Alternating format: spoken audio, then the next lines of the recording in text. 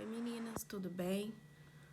Hoje eu vou falar nesse vídeo como que eu perdi um bebê com cerclagem, né?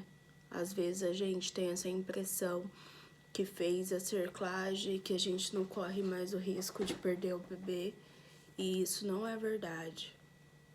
Bom, em 2016 eu engravidei, não foi uma gravidez planejada, o Davi estava com 1 ano e meio. Então eu sabia que numa gestação futura ia ser bem complicado, que eu ia precisar de ajuda de outra pessoa, porque na gravidez do Davi sozinha já foi complicado, né? Não tendo outra criança para cuidar já foi bem difícil. E eu não tava planejando ter outro bebê. O que aconteceu? Eu tava tomando o Diane 35, o Davi ficou dodóizinho, então eu fiquei correndo com ele pra médico, indo em vários médicos durante uns 3, 4 dias. Durante 2 dias eu fiquei sem tomar o remédio, não tomei. Eu não percebi, não, tipo, nem lembrava, sabe? Nossa, meu filho doente, eu dormindo super mal, acabei esquecendo. Como eu tenho SOP, eu nem me preocupei com isso. Na hora que eu percebi que eu esqueci o remédio, tava tomando mais o anticoncepcional, né? Pra cuidar da oleosidade do cabelo, controlar os pelos, a acne. Aí o que aconteceu? Eu acabei engravidando. Assim que eu descobri a gravidez, eu fui e no hospital, no postinho, né? Fui no postinho, marquei consulta, conversei com o ginecologista. O ginecologista já me deu a cartinha pra mim levar no pré-natal de alto risco. Quem não viu o vídeo anterior, eu sou de Campinas e a minha outra cerclagem eu fiz pelo SUS e essa eu também fiz pelo SUS. Fiz na Unicamp.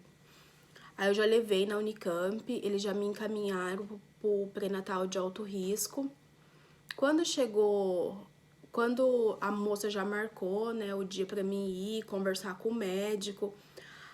Quando eu cheguei pra conversar com a médica do pré-natal, ela pegou e falou assim que não ia fazer minha cerclagem, né? Falou que não precisava fazer cerclagem.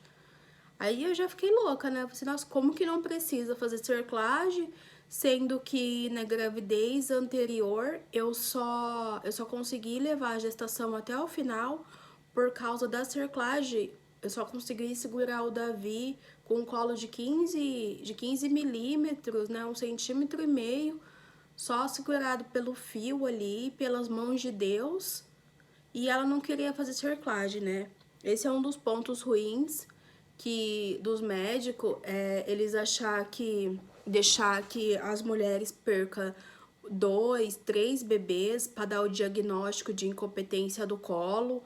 Depois de muita luta, dá aquela cartinha, principalmente mulheres que não têm condições de pagar a cerclagem pelo convênio, tem convênio que não cobre.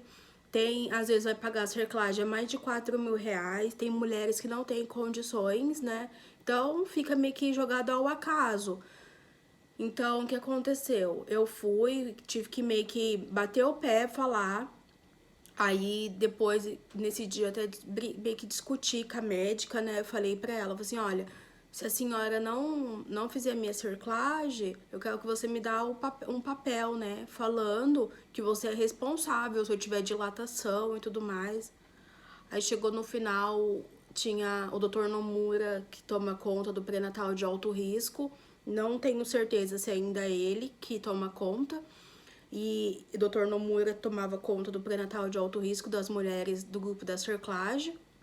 Aí ele pegou e conversou, né? Falou, viu que eu tava um pouco assim, meio que nervosa já, né? Comecei já a chorar, já entrei em desespero. Falei assim, nossa, se não fizer minha cerclagem, vou perder mais um neném. Aí ele veio e falou, né? Não, a gente vai realizar a sua cerclagem, pode ficar tranquila. Aí marcou. marcou minha cerclagem para 14 semanas.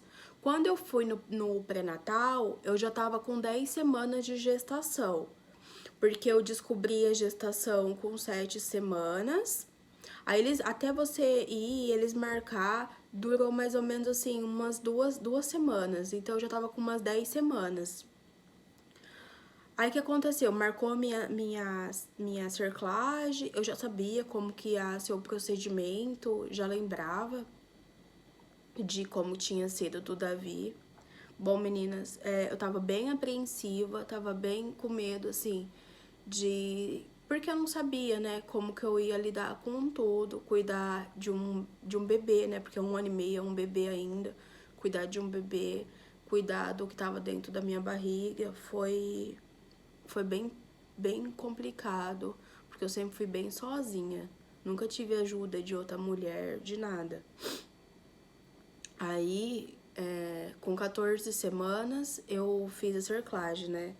Com 14 semanas eu fiz a cerclagem. E eu lembro, assim, que no momento que eu tava dentro na mesa, como a gente toma anestesia, eu tomei a hack. Eu lembro, assim, que elas estavam discordando. O conjunto de médicos, né, os médicos que estavam realizando a cerclagem de mim, era só menina, era só mulher. E elas estavam discordando, uma discordou da outra.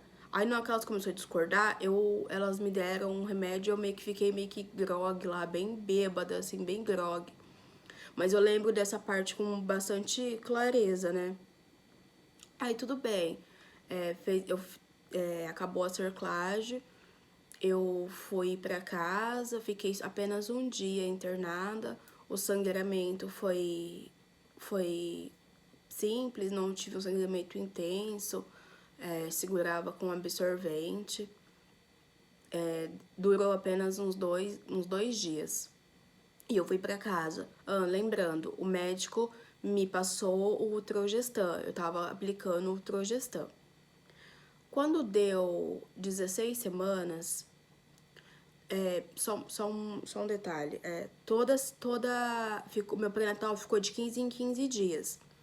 Quando deu 16 semanas, eu tive um sangramento, um pequeno sangramento, bem pouquinho assim, desse que só suja a calcinha. Eu fui no médico, fui na emergência, o médico falou assim que tava tudo bem, que o meu colo tava fechado e que tava tudo certo. Aí eu voltei pra casa. Nessa mesma noite, eu estava com 16 semanas, meninas. Nessa mesma noite, eu tava na cozinha, tava colocando comida. Eu lembro que minha barriga endureceu inteira. Como que é uma contração diferente dessas contrações de treinamento? Você pode deitar e a barriga não relaxa, a barriga fica dura, o pé da barriga tava bem duro. Meninas que têm, assim, pouco tempo de gestação, né? Porque o bebezinho ainda tá com 16 semanas, o útero ainda não passou da parte de cima do umbigo. Então a barriga é um pouco mais embaixo. Aí, tipo, eu senti bem dura, assim, já fiquei desesperada, né? Já fui, deitei e a barriga não relaxava, não relaxava. Aí eu já fiquei apreensiva e foi uma contração bem longa, assim, ó. Foi mais ou menos de 1 minuto a contração segurando, assim. Aí eu fiquei deitada, avisei pro meu marido, amor, vou ficar deitada, não vou levantar mais.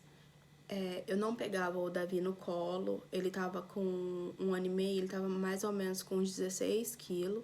Eu não pegava o Davi no colo, tava sentada, meu marido vinha e colocava ele no meu colo, colocava ele sentadinho, eu dava comidinha, fazia de tudo pra mim não ficar abaixando, pra mim não ficar pegando ele, assim, porque ele é um bebê bem gordo, bem pesado. E tudo assim, tudo que eu ia fazer era com bastante calma. Quando eu ia lavar uma louça, eu separava, né? A louça, tipo, eu lavava um pouquinho dos copos, depois lavava os pratos, depois lavava os talheres. porque não tinha ajuda. Então, as meninas que não têm ajuda, elas conseguem me entender, saber como foi difícil, porque eu precisava fazer comida, dar comida pro meu filho também. E cuidar, e tentando cuidar o máximo do que estava dentro de mim, né? Aí com 16 semanas, tive essa contração, esse sangramento. Um dia após esse sangramento e essa contração, eu comecei a sentir um pouco mais de contração. Era de tarde e eu comecei a sentir a barriga já endurecendo mais, endurecendo. Voltei na emergência. Nesse dia, quando eu voltei na emergência, o médico falou que eu tava com candidíase, me passou nistatina, né, a pomada, me passou aquela pomada vaginal e falou que era pra mim ficar de repouso, ficar em casa e que ia dar tudo certo. Tudo bem. Fui pra casa e as contrações estavam medianas, assim, não tava sentindo aquela dor, só a barriga endurecia bastante. Teve no terceiro dia, na terceira noite, as coisas já começou a ficar um pouco mais intensas. Aí as contrações começou a ficar um pouco mais ritmadas, mais intensas. Eu voltei na emergência. Nesse dia que eu voltei na emergência, era uma médica. Ela me examinou. Na hora que ela me examinou, que ela fez o exame de toque, ela falou assim que eu tava com uma polpinha, sabe? De dilatação. As meninas que entendem, o nosso útero é assim, né? Tem uma boquinha. Então, conforme você vai dilatando, ele vai abrindo, né? Então, eu tava assim, né, com bem pouquinho, né, que tipo, se você colocar 1 centímetro, é a pontinha do dedo, se você colocar a pontinha do dedo, isso é 1 centímetro de dilatação. Aí ela falou que tava com 1 centímetro de dilatação, e eu tipo, eu falei, como que tá acontecendo isso? Se eu tô com a cerclagem e como que eu tô dilatando com a cerclagem e eu não tô sentindo uma dor, só tô sentindo só essa contração. Aí ela me passou o Buscopan e me passou o Dactil B e me mandou para casa. Todas as vezes eles me mandavam para casa. Falava que o que eles podiam fazer, eles tinham feito, que era me fazer a cerclagem e mandar eu fazer repouso. Era isso. Eu fui para casa. Nesse dia, nessa noite eu levantei e fui fazer xixi. Na hora que eu fiz xixi, na hora que eu me enxuguei assim, né? Eu lembro que no papel higiênico tinha tampão, né? O tampão, para as meninas que é a primeira gestação, ele parece bem com um catarro e pode variar. Tem mulheres que perdem o catarro um pouco mais vermelho, algumas, tipo, parece mais esverdeado, mais amarelado, outras mais como fosse uma clara de ovo bem grossa. E o meu é tipo, um pouco mais esverdeado, assim. Eu falei assim, nossa, eu tô perdendo o tampão. Nessa mesma noite, eu comecei a sangrar um pouco mais intenso. Aí eu acordei meu marido e falei, né? Que a gente precisa ir no médico. Na hora que eu cheguei na emergência, a médica pegou e falou pra mim, né? Assim, que tava tudo bem, que tava do mesmo jeito, né? O colo com 1 centímetrozinho só. E me deu o remédio, me deu o Buscopan na veia e falou que não podia fazer nada. Que a pior parte para as meninas que sofrem de incompetência do colo é isso, é os médicos, a maioria das vezes, você tá perdendo o seu bebê e eles falar que não pode fazer nada, que fez a cerclagem e tipo, pronto. Como se você tivesse que se conformar de perder um bebê, né? Você ali é tipo, o seu bebezinho, você e o seu bebê só é mais um pontinho de estatística que vai ter um aborto. É isso pra eles. A insensibilidade tem muitos médicos que são muito bons, são ótimos, mas a insensibilidade de muitos médicos é muito triste. Tanto que nesse dia, uma médica pegou e falou assim pra mim, gente,